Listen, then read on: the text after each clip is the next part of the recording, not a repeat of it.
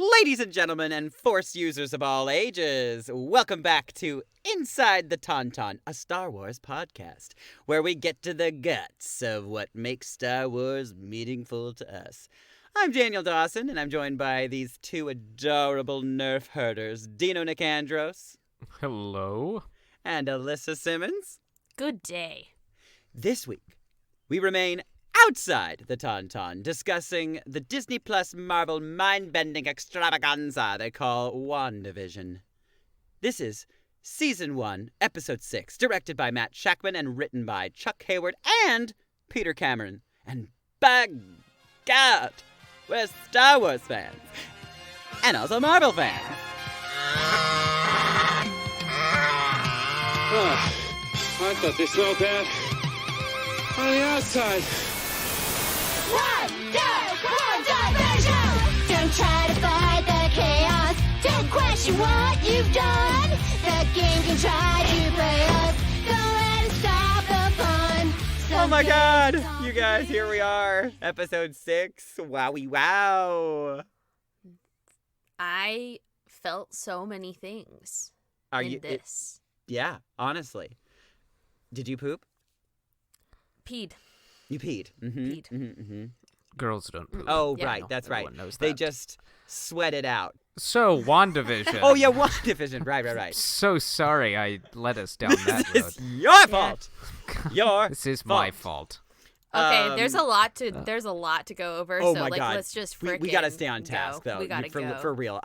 So yeah, I'm again sorry ahead of time. I was tasked with going through this episode and sort of writing down a synopsis, and I We're just going to talk right through the synopsis. yeah, just talk I right think through that's it. the best course of action here is like Yep. when something comes up, we just Just unpack say it. Yep. Just, Because There's too many things. or scream it or sing it. there's a lot happening. I would prefer if you Yes. sang it. That would be great. Okay. Okay, well, starting off, I just want to start by saying how fun it is not knowing what the F is going on.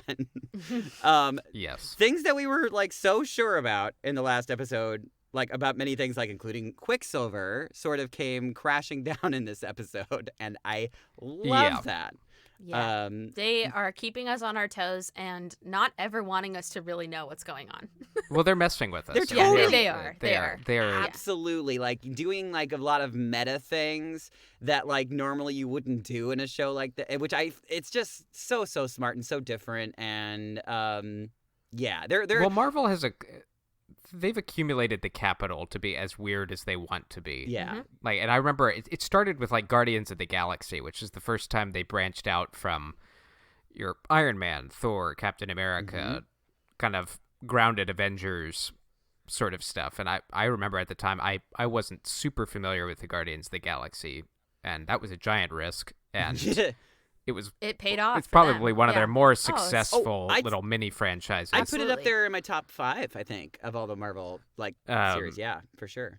With most of the Marvel films, it's so fun because even if you're not like a crazy super fan, you can still watch them and have a hell of a great time. Totally. And Guardians does a great And job then- of that. And Totally.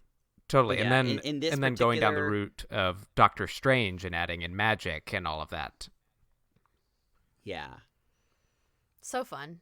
It's just so fun, and it feels like in this particular show they're like targeting us like really hardcore nerds that are trying to pick apart the show. Yeah. And Yeah. they are purposefully putting anyways, we'll talk more about it. Anyway, the opening sequence. Yeah. We start the episode with another very familiar and nostalgia-inducing opening sequence that is an uncanny tribute to Malcolm in the Middle. Oh, So I had fun. no idea they were gonna go for Malcolm in the Middle, but Me too. What a random choice, and I love that. But it was such an iconic show. It was in it. Like it still holds up.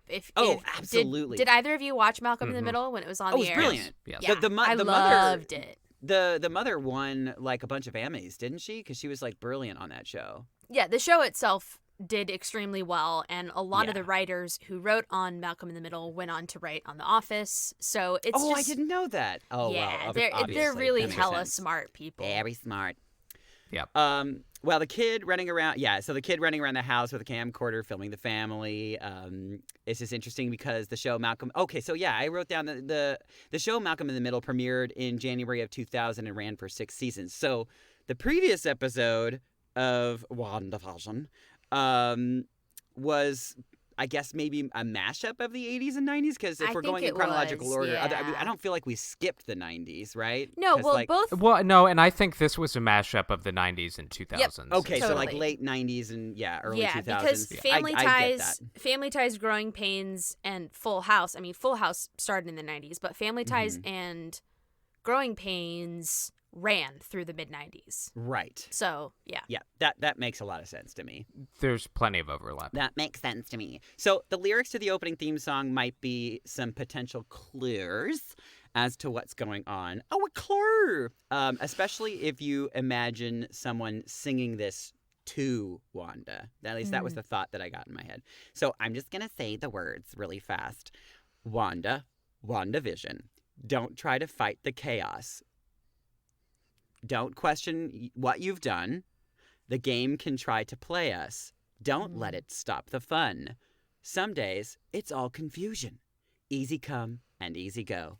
But if it's all illusion, sit back, enjoy the show. Let's keep it going. Let's keep it going. Through each distorted day, let's keep it going. Though there may be no way of knowing who's coming by to play. Okay. Spooky. It's very spooky, because if you think about those words, like I was saying, if somebody was like singing it to Wanda, there's somebody saying like, don't try to fight the chaos. So it just feels like somebody's. It's another hint as to potentially somebody or some entity that is trying to influence Wanda. At least that's kind of my thoughts. Do you guys have any feelings about that? I mean, yeah, I mean. And they get to that. We'll talk about this later in the episode. Definitely. The fact that she says she has no idea How this started. how any of this started. What is going on? So Agnes has now made it into the opening credits. She's been upgraded, apparently. Good for her. Also wearing some iconic pants with naughty written on the ass. Love that. Like a Juicy Couture suit. Those So were so funny. popular. Crazy ant. That was very popular at the times. Also, Pietro has made it into the opening credits as quote unquote himself, which is a curious thing to say because everybody else is named. They're like Wanda, Maximoff, Right. they're all playing themselves, but he is, at least in this show, is the only one that's playing himself. So that is like highly sus to me, which makes me feel like whoever is actually playing this Pietro Quicksilver is not who he says he is, and maybe they're attempting to influence and persuade Wanda. So Billy starts the episode with a classic Malcolm in the Middle breaking the fourth wall, talking to the audience line. He's describing Halloween as a magical holiday where you get to be somebody else for a day. I think that may be yet another hint that some or all of these people are not exactly who they seem to be. For sure. Yes. An interesting thing to note is that the word magic gets thrown around a fair amount in this episode. I don't know if you guys noticed that or not, but I was like, Yes, very like much all these so. little keywords. It's like magic, nightmare. So they show a clip of the kids playing Dance Dance Revolution, which is so great. So funny. Loved that game. Was awful at it. We cut to Tommy saying that Billy is afraid that this Pietro is actually... Oh, also, just so you know, in my notes, I kept on writing Pietro in quotation marks because I just don't believe that he's really Pietro. Well, and they're calling him like Uncle Pete too. Yeah. Right? So. Tis queer. But yeah, Billy is afraid that this Pietro... Sorry, Tommy is saying that Billy is afraid that this Pietro is actually a vampire because he's sleeping at 4 p.m. All the while, Pietro is pretending to be asleep, already being very deceptive and super ultra aware of what's going on. Foreshadowing? Maybe. Because he seems to be well, we'll talk about this more, but it just feels like Yes. he's there to do naughty things. And he's definitely later on pretty close to a vampire. Very, very, Yeah. very queer. So Pietro bursts off the couch and scares the poop out of the kids, yelling, "Blood is thicker than water, I show you!" Which, blood is thicker than water, in case you don't know, is sort of like meaning that family relationships are the most important. Right. Yeah. Right. Wanda enters the scene with her comic book outfit on. So dope. But this it looks great, but now we know why superhero movies in general don't have much fidelity to The comics. accurate Yeah. comic book costumes because they look hokey. Yeah, ridiculous. they're so silly. Yeah, it's just like This was a perfect use of her costume and vision. Absolutely. perfect. So yeah, something to note.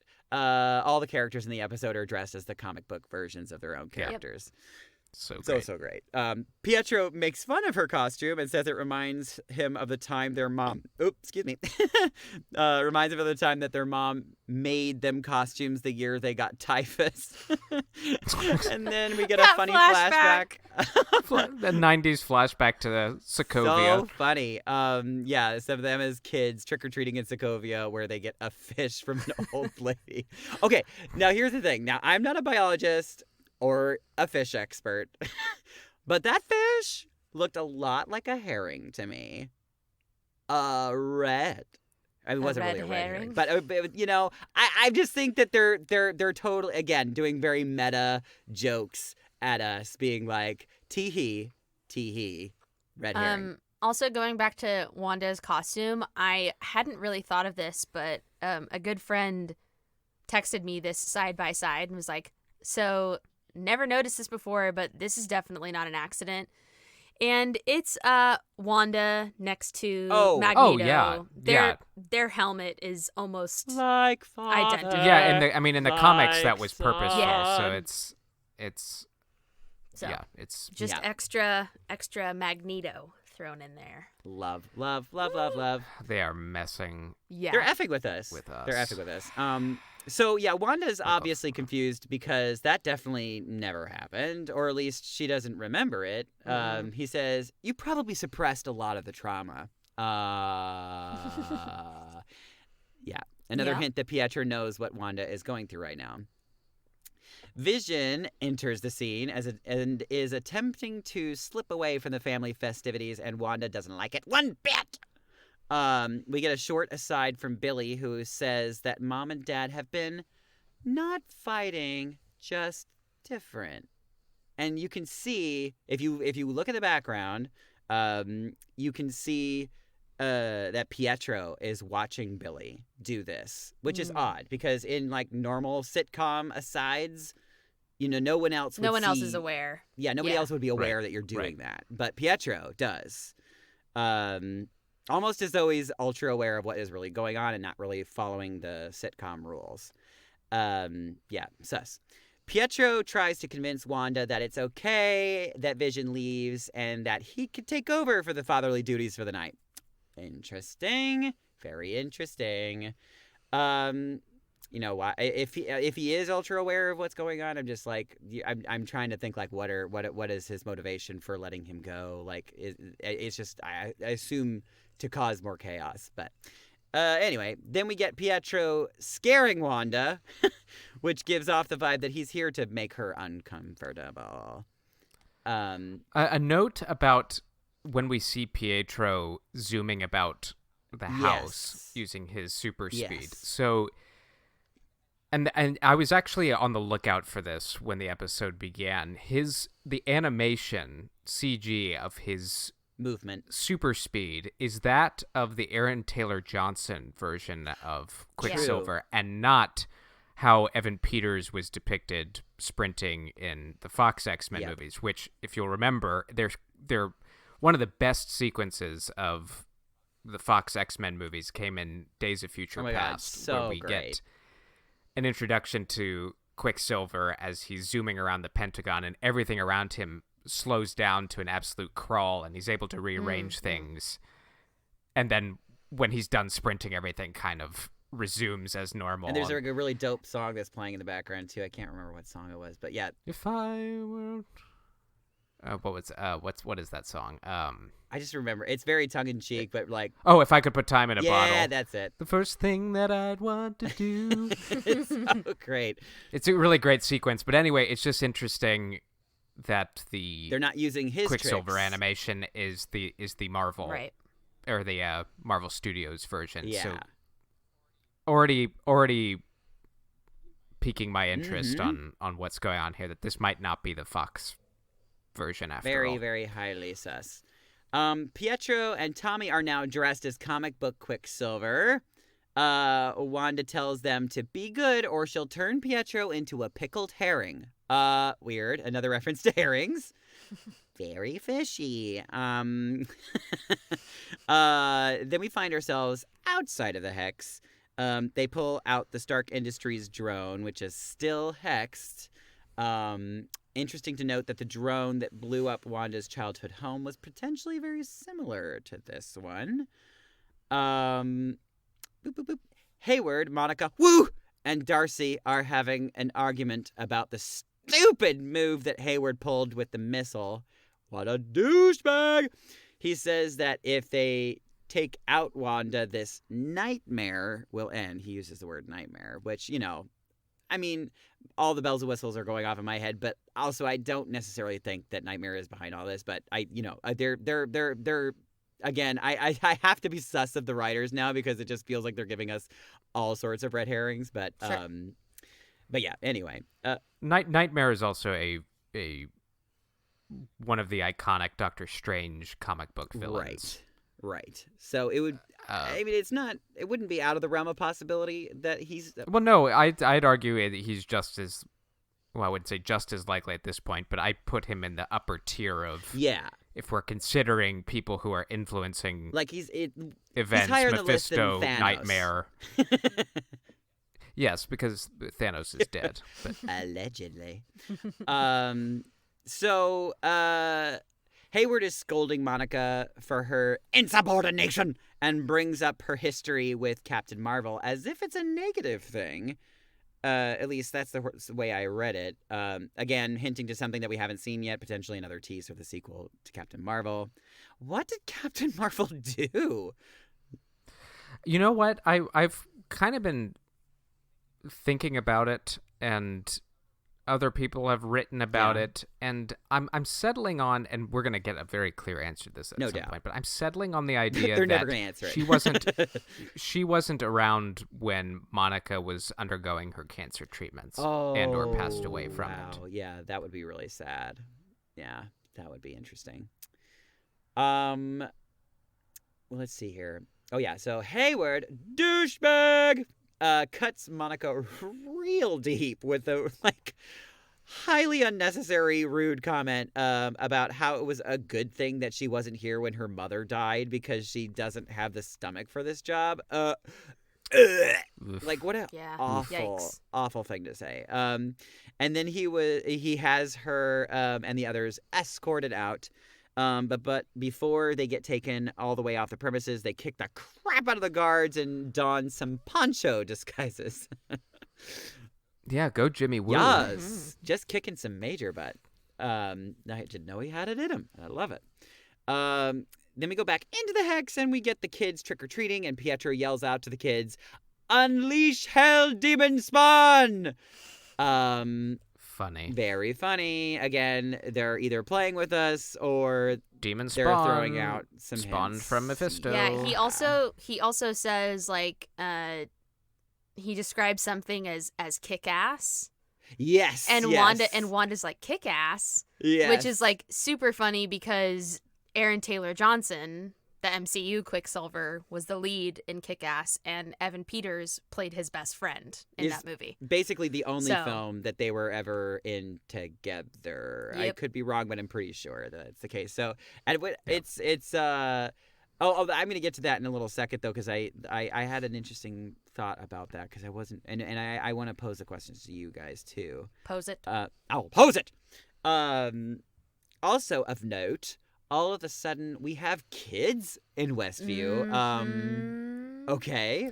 After Vision made a point to note how there weren't any, Yeah. The and playground was empty. right on cue, here are all Wait, the no, kids. they've been there the whole time. What are you talking about? Yeah, so that's interesting. Wanda clearly doesn't trust this new Pietro because she tries to test him on their history. Very smart cookie. He is immediately aware of this and seems to be also aware that he looks different than he should and doesn't know why, or at least, that's what he says. He says, if I'd found Shangri-La, I wouldn't want to be reminded of the past either. Okay. And so I was like, wait, I know Shangri-La, but I don't remember what the hell it is. But I pulled this right off of Wikipedia, so buckle up. Shangri-La is often used in a context similar to Garden of Eden to represent a paradise hidden from modern man. It is sometimes used as an analogy for a lifelong quest or something elusive but much sought. For a man who spends his life obsessively looking for a cure to his disease, such a cure could be said to be that man's Shangri-La. It also might be used to represent a sought for perfection in the form of love, happiness, or utopian ideals. It may be used in the context alongside other mythical and famous examples of similar metaphors, such as El Dorado, the Fountain of the Youth, and the Holy Grail. Okay, so that all being said, now I think he's saying that Wanda has found her version of Shangri-La in the form of Westview. And if she was so happy, why would she want to be reminded of her sad as fuck past? Yeah. So it's very, very interesting that he would be aware of that too, Weird. Also, another, and I think we're about to get to this, but also another penny in the bank of this is not Fox's Quicksilver. Uh-huh. In that he has all of Aaron, well, I wouldn't say all, but he has Aaron Taylor Johnson's recollections of what happened, right, of being shot. Yes, correct. And very correct. So yeah, we get the Kick-Ass reference, which is really fun. But okay, so this is the thought that I had. It's interesting to note that Wanda almost seems to be aware of this when she repeats the word. Is she weirded out that her son just used a swear word? Because obviously that's believable. Or is she actually aware of the film? Which would be weird, but, interesting. I don't know. I mean, like you said, they're really going for all the meta stuff. Very meta, very meta. And also could just be another red herring, Isn't this funny? Tee-hee, tee-hee. So then we get a quick conversation with Herb, who is on the neighborhood watch and is getting calls all about the havoc that Pietro is causing. Interesting to note that one of the families in this particular section, if you it's like a blink if you miss it kind of thing. One of the families is showing signs of glitching already because they seem to be frozen, which is weird because there's a bunch of kids that are moving around them, but one of the families seems to literally be frozen and not reacting to anything that's going on. Herb confirms that Vision lied to Wanda about being on the watch. Uh-oh. Wanda's gonna be pissed. And Herb asks if she wants anything changed. So Herb is also showing signs of consciousness, which is interesting. He's just like, you want anything changed? No? Okay, cool. Please don't yeet me. And she's, just her reaction to that is, she's just kind of taken aback. Yeah. So it's almost like she's doing it, but I don't know if she's... Yeah, it was similar to her reaction to Agnes when Agnes asks if she wants her to take the scene from the top. Yeah, it's like, why are you guys so scared of me? It's not like you guys are my servants or something. It's kind of the feel that I'm getting from Wanda. Yeah, it's like maybe she doesn't fully understand the scope. Yeah, why are you guys being so weird? Just, let's all have a good time and be happy. So then we cut to Vision on the outskirts of town. I'm not positive, but it feels like the further we get away from Wanda, the less... I'm not sure if it's the less control that she has, but it just seems like it's demonstrating the amount of willpower that has to be used to do what keep she's everything doing in order. And as you said, the further the further you get away from her immediate sphere of influence, the less potent her and I think abilities. that she's already said to the boys, because they ran off, she said, don't go past Ellis Avenue. Which okay, so the X-Men movies were the first superhero movies. Right. I think next to Batman that I watched, I'm talking like 2000, the X-Men movie in 2000, the very first live action. And this is probably reading way, way, way too far into it. No. I mean, you can't read too far into a Marvel film. So the climactic battle in that movie took place on Ellis Island. Right. Between Magneto and the X-Men. And she's like, don't go past Ellis Avenue. Mm-hmm. Why they chose Ellis, I don't know if it was... I looked up the significance of that. There are a couple of theories. Warren Ellis has written many, many Marvel comics. So people think that's possibly there. And then the next sort of idea is that in Next Wave, Agents of Hate...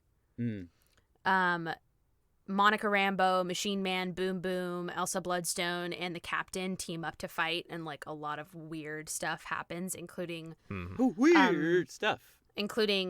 several reality altering threats. So people think that potentially that could be a nod to that comic. I don't know. Very interesting. Well, Dino, going back to your thought about Ellis Island and that whole debacle. Interesting to note that when Magneto, he's on Liberty Island, or is that what it's called, Liberty Island? Yes. Yeah, and starts to create a spherical using the machine to. Well, okay, so yes, I think I kind of see where you're going. And it stops so if you remember, at Ellis Island. Before it was able to go any further, they broke the machine when it got to Ellis Island. But this kind of jogged my yes. This also kind of jogged my memory, because if you think back to that movie, the whole scheme Magneto was hatching was he was going to allow Rogue to absorb his powers so she could sit in this device he constructed, which triggers the mutant X gene in everybody. His idea being, I'm going to make everyone a mutant.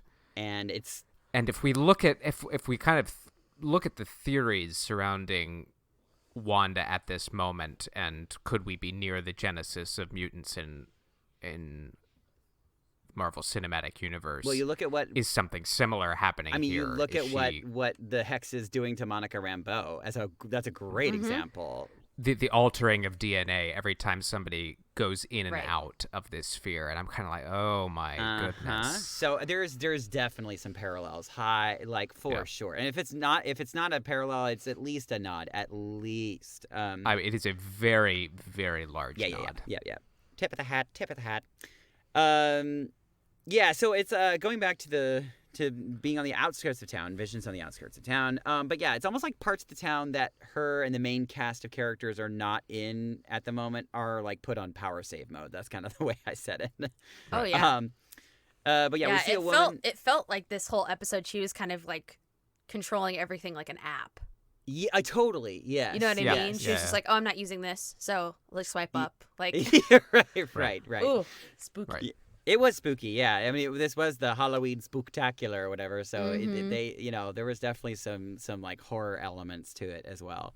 But yeah, we see a woman and a man in their front lawn, seemingly in a time loop where he's putting a jack-o'-lantern on the porch and she's hanging up decorations, and the woman appears to be aware that she's in a loop and crying. Yikes. So spooky and sad. Then we get this episode's commercial break. Oh my god. Okay, so good. The commercial break for Yo Magic Yogurt. Yeah. Iconically, of the time, this sort of claymation. Yes, very thing. much so. Very crude claymation. So great. Yeah.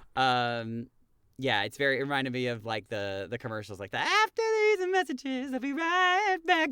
Yeah. Well, I mean, Go-Gurt was a thing that was released in the 90s, and there was also a snack called Shark Bites. Did you guys ever Shark Bites? Eat Shark yes. Bites? Totally. Absolute poison.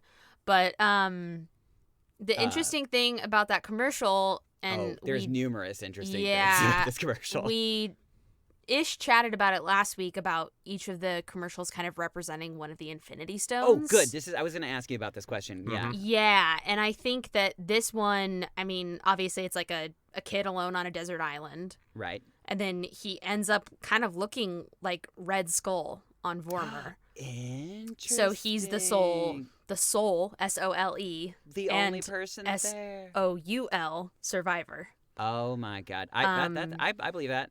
So I'll I think put it's mine on it. definitely a combination of both the stones and horrible moments from Wanda's past. Yeah, sure. Yeah, this one was a lot more thematic. Yes. Totally, In that totally. it really played up at least for me, her inability thus far to stop death. Yeah. Well, yes. Also, absolutely, for sure. And also in that vein of foreshadowing it of is she going to be able to conquer death in that way? And it kind of we are a Star Wars podcast. Here we go. We so are.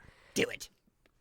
it just felt I mean very Anakin centric in the sure. her journey at the Yeah. moment being I have to save Padme. She's not necessarily a villain, but the circumstance seems right to turn her into one in that her deepest desire is to bring back the people she loves. What have I done?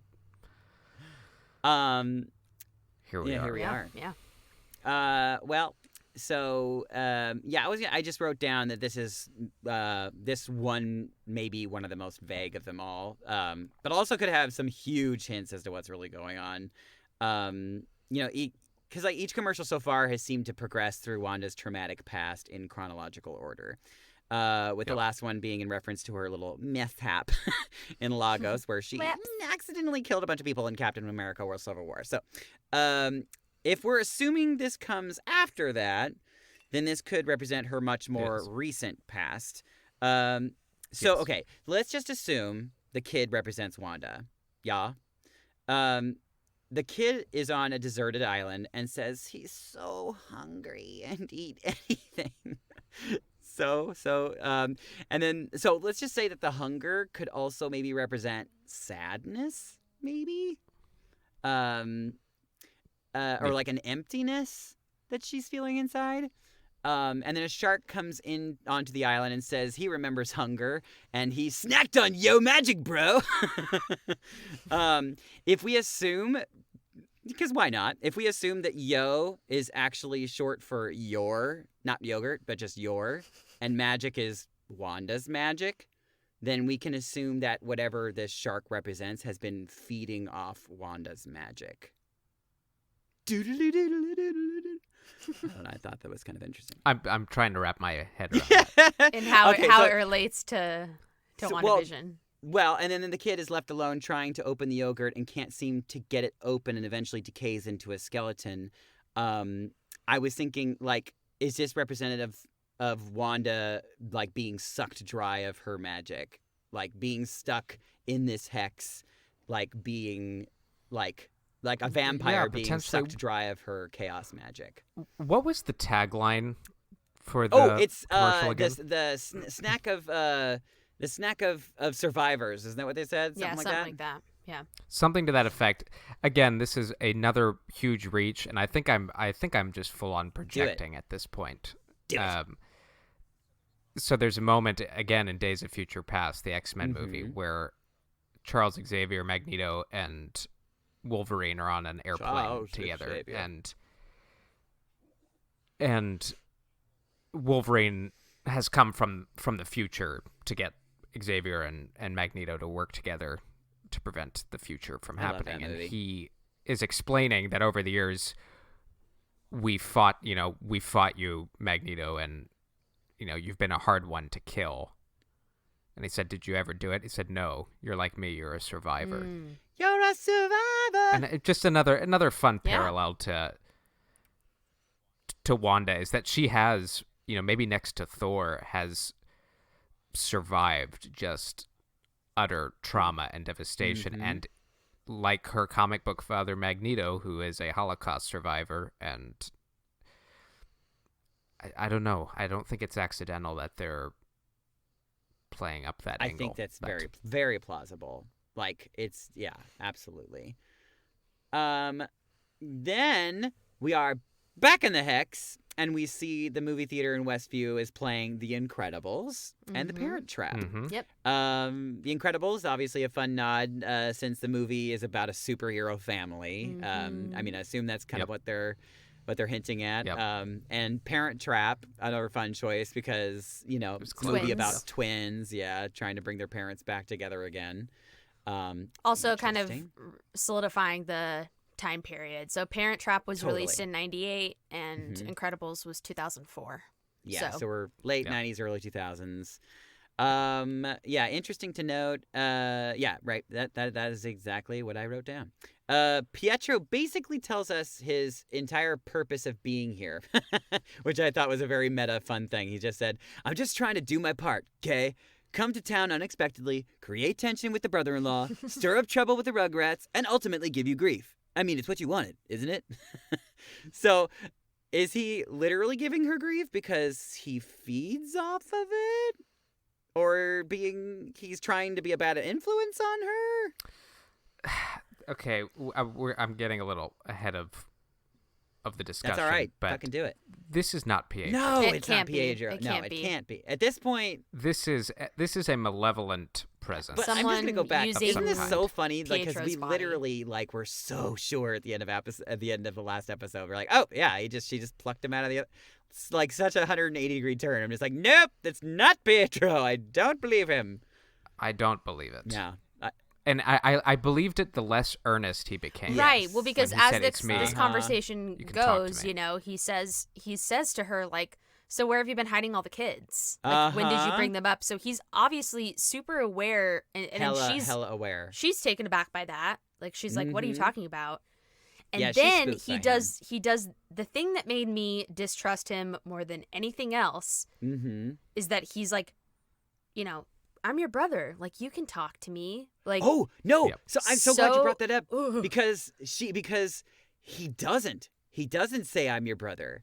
He says it's later on. oh, he says I'll I'm not. He says I'm not your husband. So yes, you I'm can, not. I'm not yeah, your you husband, and I'm can- not a stranger. But he doesn't say I'm your brother, which Interesting. is very interesting. Yeah, because I mean that would be the next thing that you would say. You would say I'm your brother. Tell me. You know what I mean? But he doesn't say that. Very, very good point, Alyssa. So then they hilariously call out each other on losing their accents. Then Pietro makes it sound like after he was shot in the street in Age of Ultron, he heard Wanda calling for him, and that's why he came back. Interesting, but sus. So it's clearly like somebody that's, you know, if it's not Pietro, it's somebody that is within this universe, or at least is aware of our universe and knows. Or Mephisto. Yeah.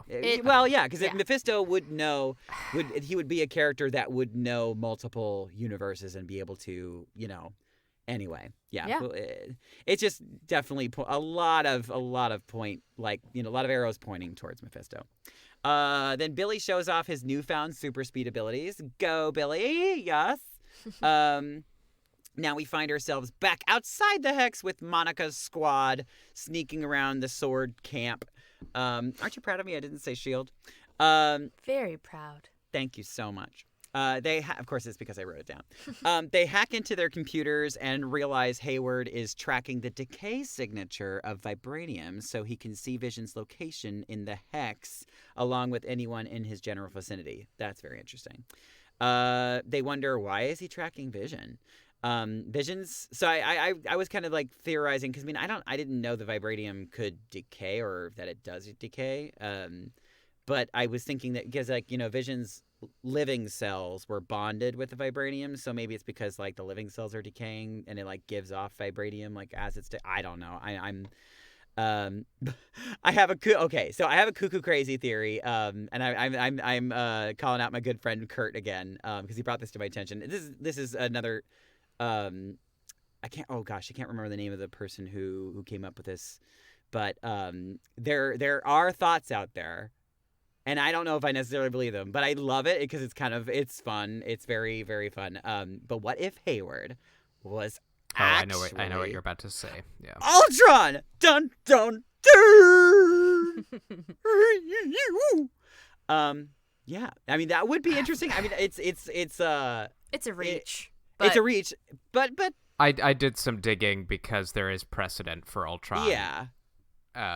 Disguising himself as a director of an agency. Yes. In the comics. Yes. And also taking apart his Vision fascination. If you consider that his mission is incomplete and that Ultron was supposed to be Vision. Right. I mean, he Right.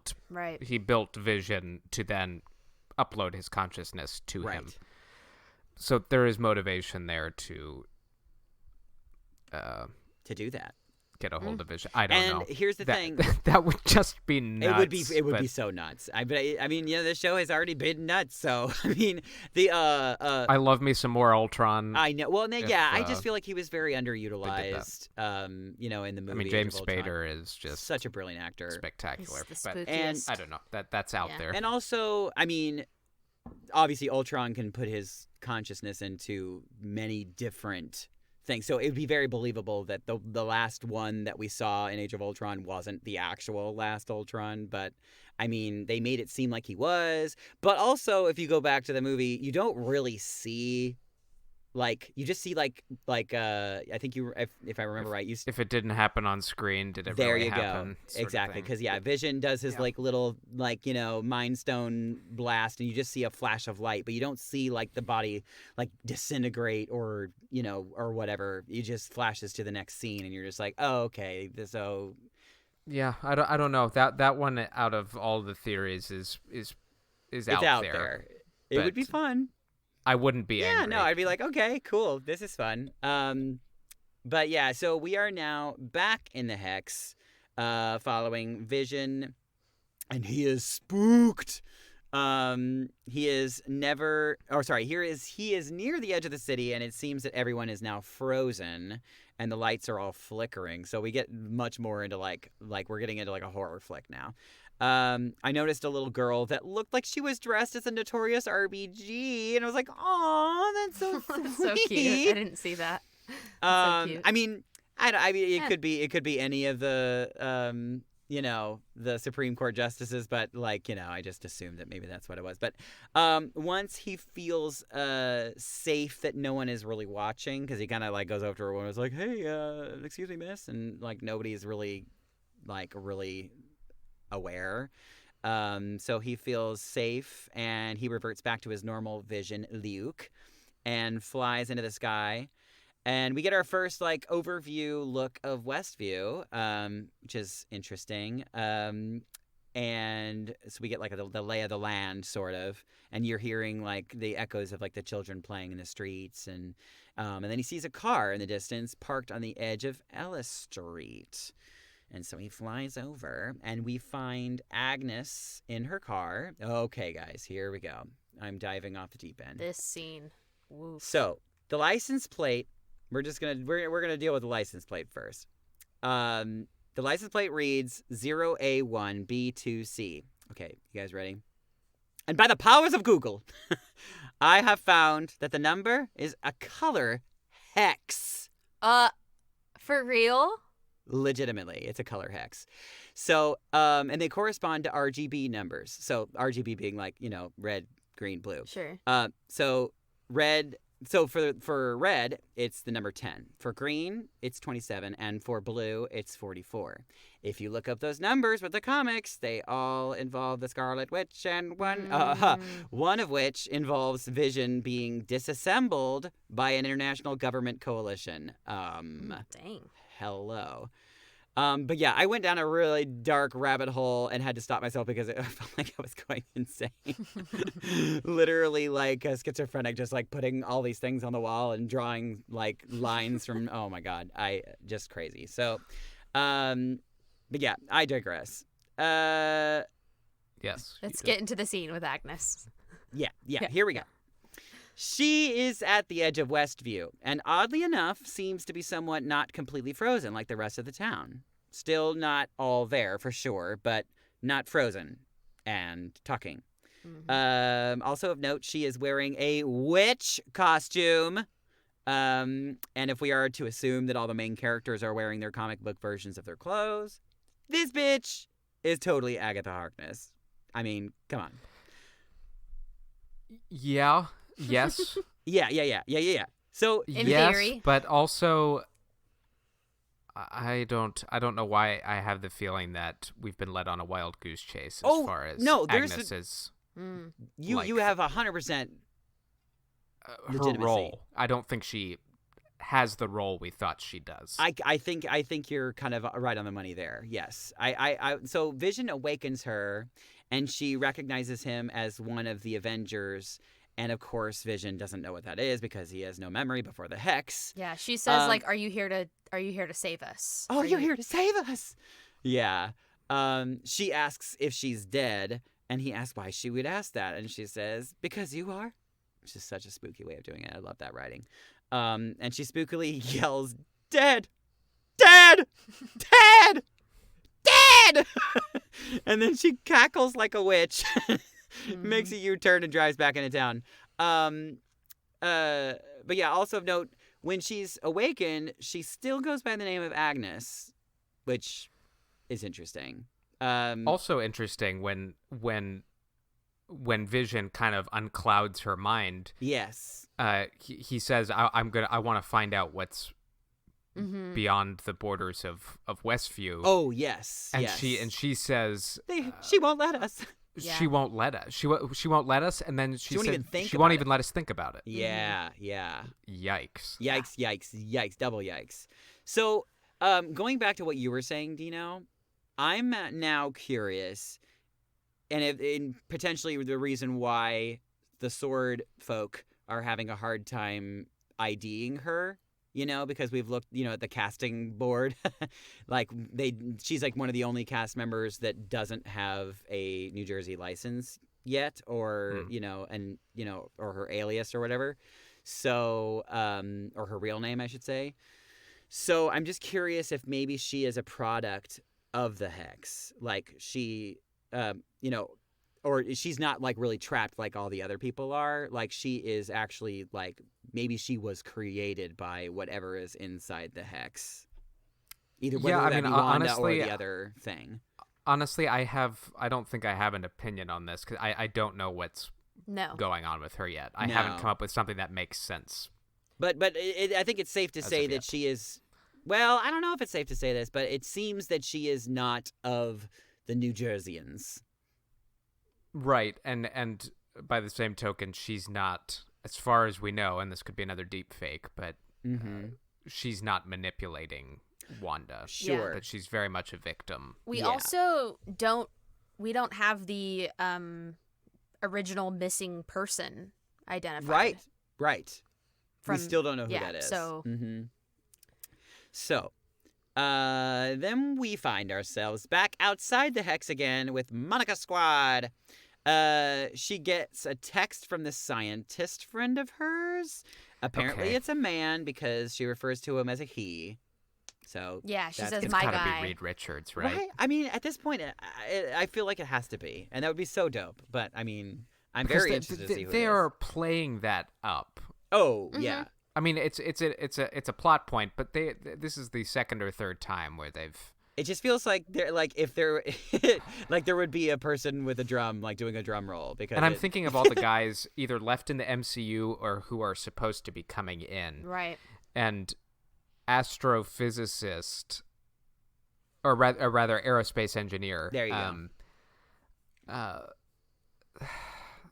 It's a Reed Richards. Yeah, that is that. It feels like that's the most likely at this point, but yeah. And the Fantastic Four were spawned from. Sorry. Oh yeah, the other theory is that it's Doctor Doom. Oh, that's interesting. Oh yeah, it could be. Kind of Fantastic Four adjacent. Sure. I mean, just the case for the Fantastic Four is that they were exposed to cosmic radiation, right, which altered their DNA. Much like what is What's happening happening here. in the Hex? Oh, Yeah, and dang. and here's the thing. So we're about to meet this person. I mean, Yep. assumedly in the next episode, because she said, "Oh yeah, he's an hour away." So He's going to be an hour away for the next 2.5 episodes. yeah, right. Yeah, No. exactly. Because each episode He's is 15 only, minutes like, away, 5 minutes of... So, but yeah, I mean, maybe this is how they're like. Is this how they're gonna do the Fantastic Four? Like, is it be like instead of them going? Well, to look space, what's it's- happening to Maria. Right. Or, sorry, to Monica. Monica. Right. Yeah. Exactly. Right. I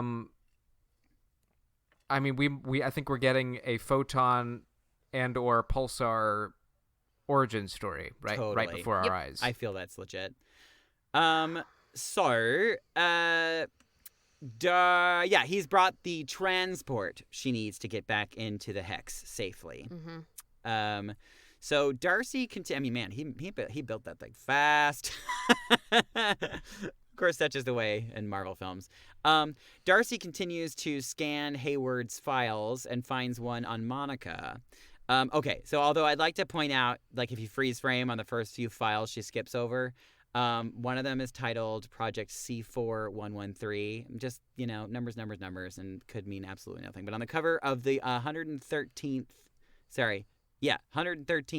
issue of the Avengers is the Scarlet Witch with the dead body of Vision and a quote from her saying, "You killed him, world! You killed the man I love, and I'm going to make you pay." Oh my gosh. Interesting. I digress yet again. Darcy reveals to Monica that every time she goes through the Hex, it's rewriting her DNA, or her cells, I think she says. Yep. And that it's too dangerous for her to go back in. Another hint as to how she unlocks her superhero abilities. And perhaps unlocking the mutant genes in other people? I know we've talked about that a few times. Darcy decides to stay because she wants to get past Hayward's last firewall. She thinks he's hiding something. Perhaps that he's Ultron? Dun dun dun! I don't know. I'm being stupid. And now we're back in the Hex again. Pietro says, Westview is charming as hell. Another hell reference. Hello. Bitch is, he's either working for Mephisto or he is Mephisto. He's bad. He's bad bad. news bears. Pietro, out of nowhere, starts having a super meta conversation with Wanda about the kids. This is where the conversation comes in. So he asks where she was hiding all the kids up until now, and that he doesn't think it's wrong, and that he's impressed by what she's done. So that's interesting. Then he asks how she did all this. He says, "I'm not a stranger. I'm not your husband. You can talk to me." But he doesn't say, "I'm your brother." Interesting. So she starts to explain that she doesn't know how she did it. She just remembers feeling alone and empty. And I was thinking kind of like the kid in the Yo Magic commercial. Anyway, she looks away and looks back, and we get another jump scare with Pietro having gunshot wounds, like how his corpse sort of looked in Age of Ultron. Yikes. So random thought. I didn't even write this down, but this kind of popped into my head. But if we're going down like the hell route, I'm wondering if they're kind of potentially doing like the angel and the devil on the shoulders kind of thing with Wanda, like Wanda being the neutral person, and then Vision being like the angel, and Pietro being the devil, like trying to influence her to, either, yeah, keep going, you're doing great, or no, stop this, Wanda. I don't know. Sorry, that was just a random thought that popped into my head. No. Could be. Could be. We cut to outside the Hex. I mean, this is crazy. We're going crazy. We're going back and forth. We cut out to outside the Hex, and Darcy has gotten through the firewall, which is such a funny like trope in action films. Like, she's like, I just gotta hack into the mainframe. Click, click, click, click, click, click. Got it. Okay, I'm in. Like, it just happens so fast. She finds a secret file labeled Cataract, classified weapons intel. I assume that this is a reference to vision because cataract is what happens to one's vision when it becomes clouded and your vision is reduced. Interesting. Also, yes. cataract Yes. was a stage in X-Men versus Street Fighter Oh, and Marvel Superheroes versus Street Fighter. get the hell out. I'm obsessed. That's amazing. Yeah. I did not know that. I So what just you're saying Googled is- cataract Marvel and those popped up. So I freaking love that. Oh my god. Oh my So what god. you're saying is Shin Lee from Chun-Li! from Street Fighters Yes. is going to be entering the Marvel Cinematic Ah! Universe. Yep. Chun-Li is my That's what I'm bitch. saying. I'm Or telling you. Chun-Li, sorry. Yeah, excuse me. she was literally my everything in that game. Okay, sorry. Anyways. So Ed Honda was mine, if you want to know. oh, great. Go Good. Everybody's got their people. Yeah. So she emails it to Wu. Very smart. Yeah. Oh, other emails on the list, in case you're wondering, are names of Marvel production team members, of course. Vision has finally made it to the edge of the hex and attempts to walk through it. Oh my god, what a dramatic Oh. freaking scene. It clearly does not want to let him go, as he is seemingly pulling him back in piece by piece. Yeah, wow, so spooky. Darcy reveals herself because she tries to get Hayward to help Vision. Of course, they hold her back. Like, you have to help him! He's dying! We cut back to inside the hex, and Billy is beginning to feel his powers for the first time. He can hear what's going on with Vision, and he knows he's in trouble. They run to get help from Wanda. Then we cut back to Vision, who is falling apart, and he says, "The people need help!" Just so dramatic. We cut back into inside the hex, and Pietro makes a very, very dark joke and says, "It's not like your dead husband can die twice." And then Vision, which is, it's not funny, but I mean, it's interesting because Vision actually has died twice already. Once at the hands of Wanda, and then once at the hand of Thanos. Yeah. So Wanda doesn't seem to think this joke is really funny. Nope, and hates it. yeets Pietro with her magic. Interesting note, the fake gravestones he gets yeeted into have the names of a Marvel production team member, of course, but also the epitaph reads, "Not on her side." Interesting. I mean, I just don't think that that's a mistake. I mean, like most things in MCU shit, it's just they're very purposeful. So yeah, I obviously think that it's a clue. Pietro's not on Wanda's side. I think we can sort of be, we're saying that this is an episode, but it's going to be completely flipped on its edge next episode. I hope if you listen to anything's this episode quickly, because it's going to be rendered null and void. Yep. Exactly, For sure. 100%. A week 100%. from Why are you even listening to the podcast? Are you crazy? So then she stops time inside the hex and proceeds to enlarge the hex in order to make it so that Vision is now within the hex. Again, I said hex 12,000 times. And by doing this, the hex now absorbs most of the Sword team and their camp and whatever else was bordering Westview. Holy shit. And just a terrific sequence. What a of So cool cool. sequence. turning everything into a giant carnival. Very, very cool. Just creepy. Yeah, so spooky. Well, Hayward there was escapes. a sorry, just Oh, it's okay. is it definitely a callback to the in episode 4, Darcy referred to the other people in the like sword camp van. She was like, "This is a full clown car." Oh my God, that's right. And so I then totally all forgot of that. those people, all those sword people get sucked in, Turn and now into they're clowns. Well, and literal now clowns. Darcy's in there too. Yep. Yes, I Oh, know. And jeez. Hayward escaped, the effing douchebag. Hayward / Ultron. Yeah, right, exactly. What a Maybe if dick. we keep saying it enough, it'll be true. Yeah. That's how it works. That is exactly how it works. So Wu and Monica also escape. Darcy did not. Sad. Although I'm sure hilarity will ensue with Darcy being inside the hex now. We cut back to a close-up of Wanda's eyes, red, glowing eyes, coming back to normal again. The episode ends. Balls. I honestly thought it was a mistake. I was like, the episode it can't end cliffhanger, here. Like Marvel is having such a fun time with cliffhangers. Oh, I mean, just the rudest possible points the to. rudest. It almost felt like they had a larger episode that they cut in half or something. But yeah, wow, that ended so abruptly. So frustrating. Yeah, Oh, and man. also the thing that's so fun about this, and I haven't really even experienced this since I was like a kid. It's like, when you watch a movie or a TV show and you feel like you've only been watching it for like 5 minutes. Yeah. And it ends and you're like, that's so short. Yeah.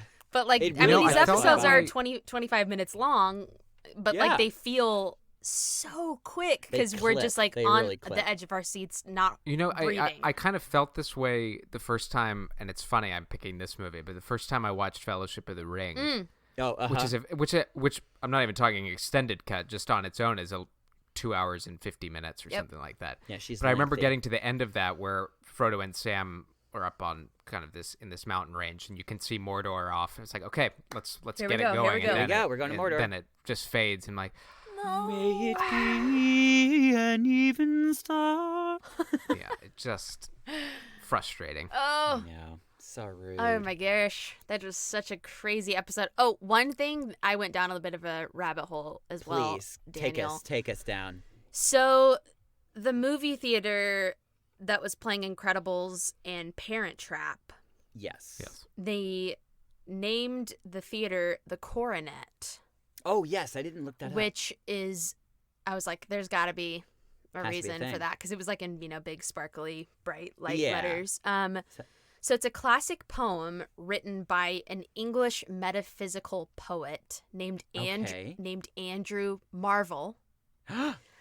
And so that's enough of a connection, but the poem, this is what the poem is about. And I was like, Oh my God. my gosh. Oh my God. So it's about a man who knows the sins that led to the death of Christ. Oh my God. And he tries to make a new crown for Christ's head in a bid to atone, but finds there is sin in this too, as the devil is entwined in it. And therefore he might achieve some glory with this new creation. I I was like, oh. mean, if that's not a fucking clue, Uh, what? Come on. Come Woof. on. I was like, oh, wow. That just gave me the heebie-jeebies just now. Well, everything about that, because it's like they're trying to like fit, you know what I mean? It's like Wanda trying to fix her life, but then in the process of it is like, oh, this is bad. Okay, so let's have a quick meta conversation about I mean, because obviously they're hinting a lot about hell, demons, la la la la. Mm-hmm. But nobody's really actually saying it yet, I guess. So No. my what the point I'm getting at is that Disney has been they've been pussyfooting a lot around the idea of hell, Satan, all these kinds of things, because a very, very, very large market in China would basically be like cut off if they were to even mention Sure. Satan. Sure. So, or I don't know if it was, I can't remember exactly what the rules are, but I just know that they shy away from things like that because of their audience in China. So I'm just very curious as to whether or not they're just like, F it. Let's just, you know what? We got to do it. We're going to do it. Or Well, they're going to maybe find a it's very clever way to sort of skirt around that well, maybe rule. it's a give a Shang-Chi, take a Christian imagery of Maybe? Maybe. heaven, hell. Or maybe you they know. will be more subtle about it than we think. We don't know. Yeah, like they're like there's going to be a lot of hints, and maybe they're just going to sort of they're going to find Well, some really and it could creative very way be it could also be possible that, I mean, we're not actually talking about hell here. What I think what's happening is, and Doctor Strange has kind of hinted at it, and then the idea of a multiverse was floated in Spider-Man Far From Home, even though it was kind of a hoax at that point. But Yeah. they're setting up the idea of what it looks like, and Doctor Strange, you have the mirror dimension and the dark dimension, and Right. Mephisto could be could be like a Dormammu sort of. Yeah, This is my dimension Sure. thing. It doesn't have to be Hell. I was or gonna say, what yeah, we if know we do end as up seeing hell. Mephisto, we're Yeah. probably not gonna see like a guy dressed in red with like red horns and a tail. And you know what I mean? really, Lord knows how they're going to explain what cracked the multiverse, whether it ends up being Wanda or if it's already happened and the use of the Infinity Gauntlet several times did it. You know, right? I Sure. I don't know, but But also, I think it's probably safe to assume at this point that the hex is gonna get bigger, yeah, Yep, right? definitely. Like, the more control she tries to exert, the bigger she's going to have to make it. yeah, like Which it's means like, also she's like, I'm- well, I guess I'm gonna have to make it bigger now. I think I'm gonna have to encase the entire world. Oh, maybe the entire universe. Well, and we already know from Monica going in and out twice that it changed her on a cellular level. So now she's brought in all Right. of these other sword people that are not either residents of Westview or other missing people. We're not sure about Right, that. That's right. still a mystery. But she's brought in all these other people, so potentially like creating even more mutants or even more people with powers. Like we just Right. it's insane. I shudder at the thought of Hayward / Ultron having, you know, given new superhuman powers. You know, that would. Oh, jeez. Well, it's akin to, I mean, there's a big story arc where Ultron gets his hands on the Infinity Gauntlet, and Oh, so yeah. there's precedence for him, like, wielding cosmic power. Feed I don't know why we cosmic keep bringing powers! up Ultron, It's but I fun. just think it's It's fun to bring it up. It's very fun. Doctor Strange is showing up. He's going to show up. He has to, right? at the end of this to it kind does of kind of feel like kickstart- that, though, doesn't it? He has to. I mean, he has to. He has to. I hear like, but yeah, I this is very like so. I'm curious about like where you think the next episode's gonna go. Like, do you feel that so like the last 3 episodes are basically gonna be like the end game of WandaVision, or do you feel like we're gonna go back to like a the formula of having paying tribute to some TV show, you know what I mean? Like, or the next episode, are we going to be like in the late 2000s, early? I think we're going to snap out of the television stuff here pretty soon. Yeah. I think it's going to be an end to like this contained story about Wanda in the bubble, but it's going to end on a giant cliffhanger. Oh yeah. Oh, actually, I was sets going to up say there, Doctor Strange and unless Spider-Man. unless which Marvel is very, very prone to doing these of putting in scenes into trailers that don't end up in the actual show or film. That's like a very normal thing that they do because they love to throw people off, or maybe they just end up on the cutting room floor or whatever. Mm-hmm. Or they just service the trailer and that's all that they service. But there is a scene that hasn't happened yet, and that was the one that I was talking about that felt very Modern Family-esque, where Wanda is sitting down talking straight to the camera, and that hasn't I think there'll be happened yet. bits of it. I just think I think it's they're- going to they're dropping derail that trope. more. Yeah. Yeah. I totally think, because I mean, like, if this episode was any indication, because like, the first 4 episodes we barely went back and forth inside and outside of the hex, but now we're just like flip. And flip. Elizabeth Olsen said in an interview, there is a Luke Skywalker level appearance of a character, Right. and has yet to happen. So we know it's not Pietro. And she's, it's worth noting, she is a giant Star Wars fan. She's on the Sure. It record is worth saying, noting. And she's going to be on our saying that podcast she- next week, right? yeah, Oh my she is. God! What if Tune in Mark for that. Hamill But if is she's Mephisto? making that kind of statement, Yeah. I'm calling it. Mark guys, Hamill I'm is telling you, Mephisto. the only Luke Skywalker equivalent in my mind, Is- in terms of like Marvel relevance, is Luke Magneto. Oh yeah. Absolutely. I agree. And I we have agree. that interview with why can't I remember his name right now? Your mom. That interview with I your don't know. mom. Oh, I want your mom to be in this Marvel show. Okay, let's do She'd it. be so That's the cameo. cute. Yeah, it's my mom. But think about Elizabeth it though, Olsen and just really loves my mom. like I kind of want to just push push my chips to the center of the table and say it's going to be Michael Fassbender because I believe that. He doesn't have to be the Magneto in the MCU going forward, Right. but people who enter the Hex are different than they should be. Yep. Right. Yep. Right. Ooh. And if he knocks on the door and I'm like, oh my god, I'm gonna So I mean, I guess there's two yak. there's two thoughts. It could either be whoever is in the Hex that is going to be the big reveal, or it could be this aerospace engineer that is the big reveal too. Reed Richards. Let's say it's Reed Richards. Yeah. We Yeah. don't know who it is, but Mhm. I'm not sure it's necessarily going to be that person. Because that person might be a new actor. And maybe I'm reading too much into her saying it's going to be a Luke Skywalker level thing. But the Sure. reason Luke was so important is this was somebody we are already well acquainted with. Right. But not And- in this storytelling. Entirely Yeah. unexpected. No, you're absolutely right. Yeah, you're totally right. And as far as the Fantastic Four goes, there's no real like And Doctor Strange is not going to have that shock factor because we No, are that well wouldn't- acquainted. yeah, we yeah, know yeah. he's Yeah, yeah. coming. totally.